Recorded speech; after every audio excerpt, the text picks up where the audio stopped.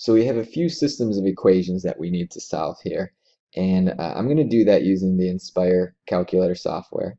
I'm going to add in a graph to do it as well, so I go to New Document, add in a graph, and I want to plot both of my equations. So the first one is going to start with 2, and I got to raise it to a power. Hit enter. So there's my first equation. I'm going to hit tab again to enter in my other one.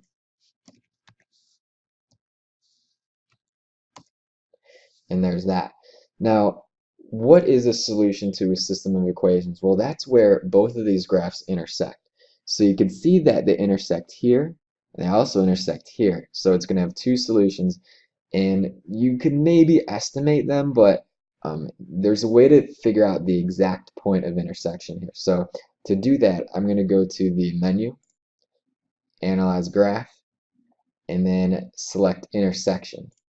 So now it says lower bound, and what that means is we want to move the cursor to the left of one of my intersections. So I move it to the left and I hit enter, and then it says upper bound, and I move it just a little bit to the right of my intersection. I hit enter again, and then you can see that the point of intersection pops up, and that's going to be my solution. So one of the solutions for this system of equations is -1.88, comma 0.522.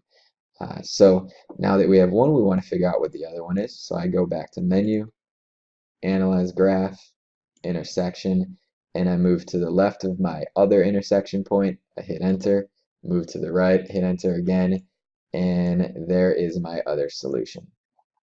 Now, these might be approximations as well.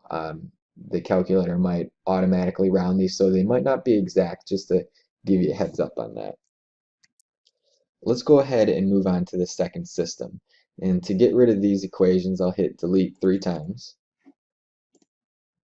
And I hit tab to add, there we go, to enter in my first equation. There we go. Hit tab again to enter in my second equation.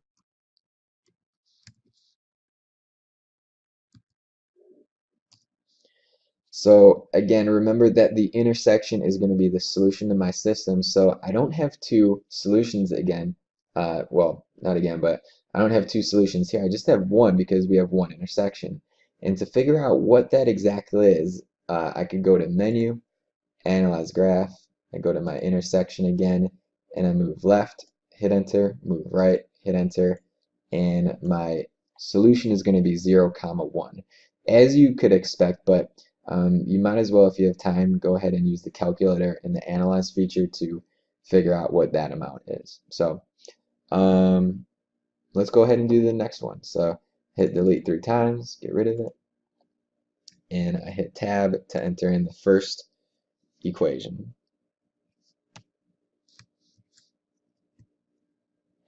Hit enter, there's my first graph. Hit tab to enter in my next one.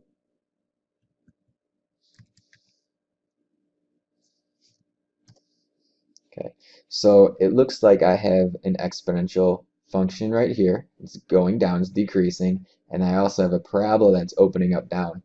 So are they intersecting at all? No. So there's no solution here. And that's okay. That's just, that might happen sometimes. But if there's no intersection point at all, you have no solutions, and you don't have to find anything. So that's that.